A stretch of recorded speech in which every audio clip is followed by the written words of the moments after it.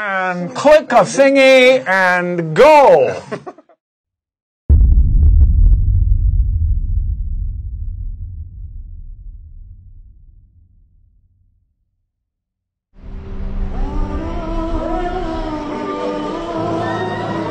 You know, but everything I'm doing, everything that's happening right now around this is about the same thing. It's all about identity. It's because that's all there is. I think it's the most important thing in the world.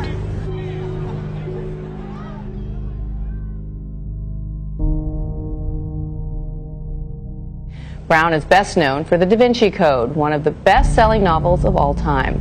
His books have sold more than 200 million copies around the world. His latest, called Origin, features the return of symbologist Robert Langdon. This time he's trying to unlock a discovery that will help answer two fundamental questions of human existence. Where do we come from and where are we going?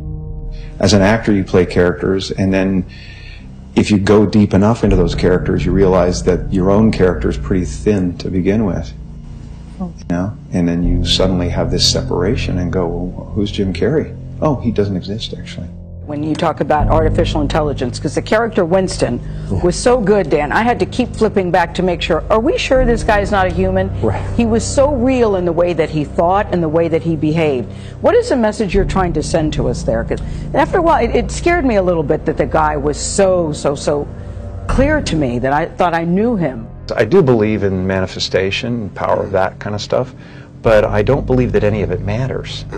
You know, this mattering is to me a human construct, born out of a need. The same need as you have to have, you know, deities and things like that. I mean, I believe in an energy of God, an energy of, you know, everything is divine. You know, there's just not, there's no thing that isn't divine. Everything is divine, and I'm that. I'm not the body. I'm you guys, and I'm this thing, and I'm this thing, and I'm the cameras. And it doesn't matter to me what's happening on them. This is great. Origin, the fifth novel, right, in this it is. Robert Langdon series, and it focuses on this question we talked about, but how God will survive science. Is our culture the best role model for a new consciousness, a new intellect? If it learns to be like we are, you know, it's going to learn a lot of compassion, but it could also learn a lot of self-centered evil. Life isn't happening to you; it's happening for you know, for the good of everyone. It's just it's a play. It's a giant, you know, field of consciousness dancing for itself, and you're here to make me happy, and you're to kind of, it's making itself happy. You know, it's like one soul. That's how I feel. I feel like, you know, people say, well, I have a soul. You don't have a soul. There's no you, but I feel like there is a soul, and it includes everything. Maybe an existential out-of-body experience, perhaps, for Jim Carrey, or something else interfering with his mind. I believe we're a field of energy dancing for itself, and I don't care. But Jim, you got really dressed up for the occasion. You look good. No, I didn't. Was that an accident? I didn't get dressed up. Who did? There is no me. There's no you. No. We're not here. This is a dream? It's just things happening. I'm finding that ultimately the freedom from it is something people are kind of hungry for in a way. Right. They're like, I don't want to be me either. Right. You know, and I go, well, great, because you never have been. Right. Has this always been the case? Like, deep down, is that been something that you've always thought of, or is that a shift? The knowledge has been evolving, you know, and I had to, I believe that I had to become a famous, you know, idea. Yeah. And get all the stuff that people dream about, and accomplish a bunch of things that you know, that look like success, in order to give up my attachment to those things. It's been part of the evolution of ego is to spend your first half of your life acquiring and adding, thinking you can add to yourself, and it looks great. I mean, it looks great when you got a cool car and you got good, nice clothes, and you know, and you've done something that people admire, you know, but it can never fulfill you. You can never be happy. You know what I mean? It's not where happiness comes from.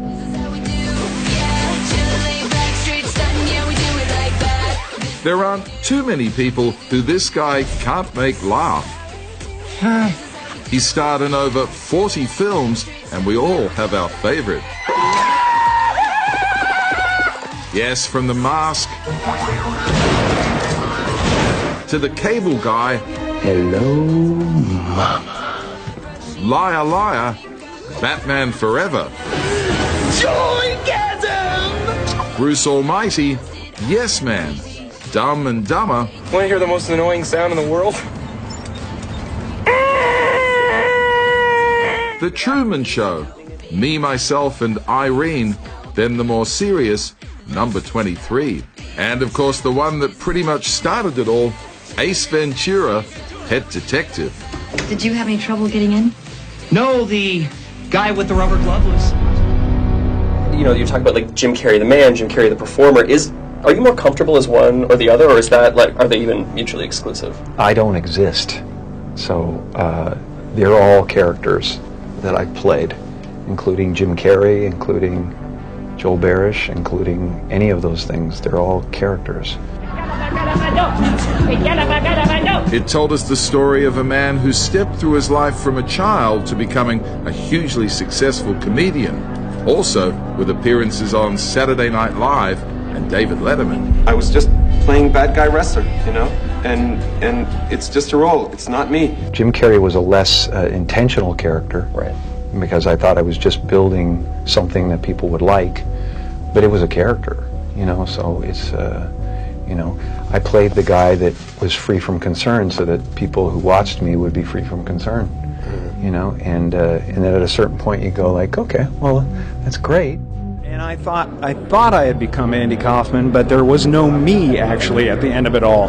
I realized that there was, you know, that this character was making choices to play a character, and you know, so that's what kind of happened, and that's what Chris found in this interview and in this footage, that there was actually a existential, not a crisis, but a discovery going on. You know, there's been a lot of talk in the last few days, well, today recently, about a lot of people making sound over here. So much of that. That's right. People talking about an interview that you did at New York Fashion Week, and you talked about I've identity. covered a lot of fashion weeks. This is the first time I've run into Jim Carrey. Wait, tell me, is it true you're wandering the streets? You need a date to the party? What's up? No. I'm doing just fine. I just, you know, there's no meaning to any of this. So I wanted to find the most meaningless thing that I could come to and join, and here I am. They're celebrating. I mean, you got to admit it's completely meaningless. Well, they say they're celebrating icons inside. Celebrating icons, boy, that is just the absolute lowest aiming, you know, possibility that we could come up with. It's every actor's job to be brave, to take chances and risk this, whatever this is. Carrey scored a Golden Globe Award for his performance. Thank you very much. I appreciate it. And is thrilled to be revisiting the role. God, man, woman, dog. Let's go to entertainment now. Comedian Jim Carrey has been forced to explain a bizarre interview he gave at New York Fashion Week just days ago. Do you believe in icons? I don't believe in personalities. I don't believe that you exist, but there is a wonderful fragrance in the air. You don't believe certain icons have the power to make change, to think differently, to be bold, to inspire others? Artistry? You're one of them. On the good foot. Ha! Yeah. You shut her down now. Yeah, no, I don't believe in icons. I don't believe in personalities. I believe that peace lies beyond personality, beyond invention and disguise, beyond the red S that you wear on your chest that makes bullets bounce off. I believe that it's deeper than that. Do you think that people kind of just don't understand it, or they haven't clued in to this whole thing you're talking about of people wearing masks? I think that we're all, you know, we're all trying to add things to ourselves so that we can finally define ourselves, and then everybody will get us and they'll go, okay, this is what you are. And then if you actually get there, you will find it so empty that you'll realize that's really not what it's about. It's about not only, you know, just going with the flow, but it's about not taking it personal. You know, it's like the difference between a house and my house is a world of difference, and it's the my that's the problem, you know. So you can do all this without the my involved. There's just a relative manifestation of consciousness appearing, and then somebody gave him a bunch of ideas. They gave him a name and a religion and a nationality, and he clustered those together into something that's supposed to be a personality. The happy place is realizing that you're everything, you know, and that there's no real you involved in the first place. You know, it's a weird little semantic jump that you make where it sounds like, well, that's totally threatening, man. I can't not be me. I've built this construct. Yeah. You know, from the time I was given a name, and it's just ideas. Right. They're just ideas. Mm-hmm. You know, the only thing that separates you from an African American or an African Canadian is an idea. Mm-hmm. You know, and the weather. Right. You know, and the adaptation to the climate, and whatever it is, I don't believe in any of it. This is a kind of a recurring theme in all of these books of science and religion, God and technology, and it's a kind of a personal journey to try to reconcile the two against each other. And one of the things too you talk about is artificial intelligence and where that takes us. Yeah. You delve in. It's not only just a great thriller. You really kind of challenge the mind. The story begins with a brilliant futurist who has made a discovery that he believes will undermine the foundations of world religion. I had to learn a lot about AI to write this book, and these are exciting times. The world is changing very, very quickly, and there's a lot happening that's going to pose some big ethical dilemmas that we're going to have to deal with. Yeah. AI is something that fascinates me deeply, mainly because scientists they can't agree on whether it's going to save us or kill us. A lot of scientists feel that we're on the verge of a new renaissance, that AI will solve the big problems of humanity: scarcity, overpopulation, pollution, and yet a lot of scientists feel that it's so powerful it will destroy us. And as evidence, they remind us that our species has never created a technology that we have not weaponized, and it would be naive to think that AI will be any different.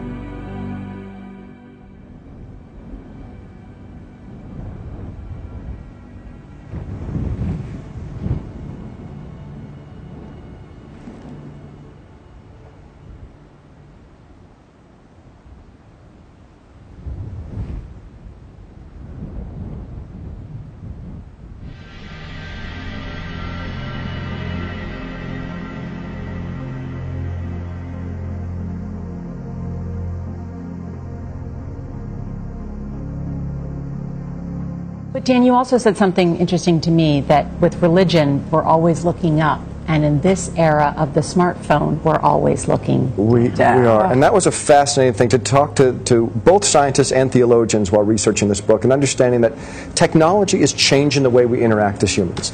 And, you know, when I grew up, my miracles were the virgin birth, the resurrection. And nowadays, you talk to most kids about the resurrection, and it doesn't really register. Yeah. Their miracles are whatever Snapchat can do this week, or whatever the new iOS can do. And it's funny, we were talking earlier about this idea that technology has given everybody with an iPhone an international publishing deal instantly. Instantly. A platform. Instantly. Right. A platform. And it used to be that there was a vetting process to information that rose to the surface. You're in the news, you understand that. There's no filter. Right.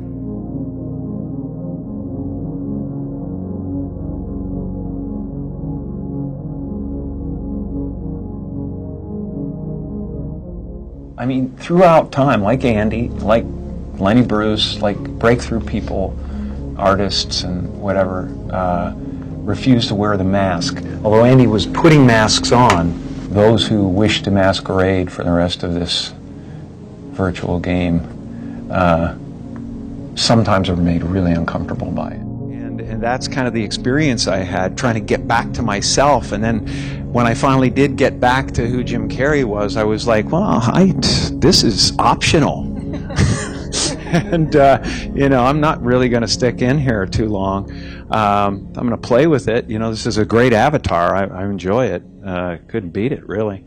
And, you know, I've done pretty good, so I get to, you know, I get all the best weapons and stuff. And no, I'm just enjoying the ride.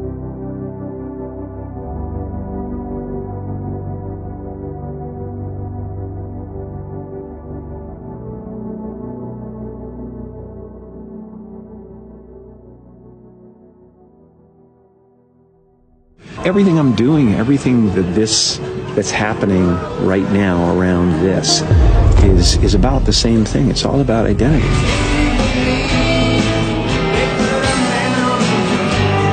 I would like to take this entire audience out for milk and cookies. Follow me!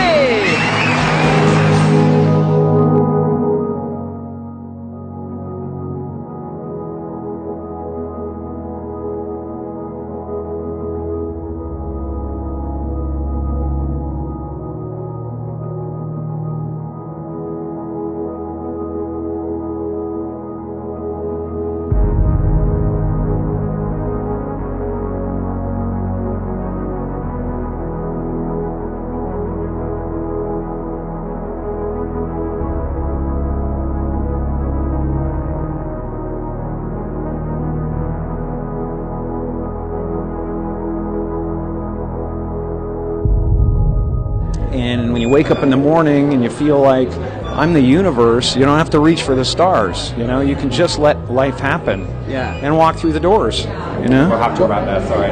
Thanks very much. I'm sorry, you've run out of time. Well, listen, you've made me very happy, so thank you for your time today, man. No, actually, I didn't make you happy. Right. I don't know who you've made happy, but no, there's a happy feeling just here. Just a cluster of tetrahedrons. Still trying to figure this all out, man.